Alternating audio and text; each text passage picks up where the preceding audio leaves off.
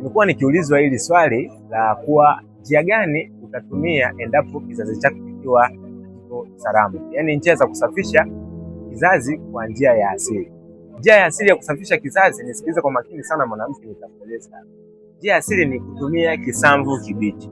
Kutumia kisamvu kibichi ni kile ambacho hakijapikwa. Unaweza kutumia yale maji yake ama ukatumia kile kisamvu kwa kupika kidogo tu, ukawa unatumia kwa kila siku asubuhi na jioni. Hii kitakusaidia sana kusafisha mirija yako ya uzazi na pia sehemu zako za uzazi endapo kama ushakuugua PID na pia unatoka na uchafu ambao sio wa kawaida. Na pia kama kizazi chako kina maji, basi kisamvu kitakusaidia. Lakini angalizo, usitumie kisamvu endapo mwanamke ukiwa ni mjamzito. Kwa kule sehemu za vijijini, mwanamke mjamzito huwa apewi kisamvu kibichi. Na endapo akitumia, basi anaenda kutoa mimba.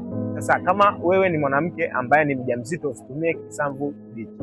Lakini kwa wewe ambaye una shida kuwa unatoka na uchafu ama ushakuugua PID ama mirija yako imeziba, basi unaweza kutumia kisamvu kusafisha kizazi chako. Usisahau kushare, kucomment na like ili uendelee kujifunza zaidi kupitia Osman Solution.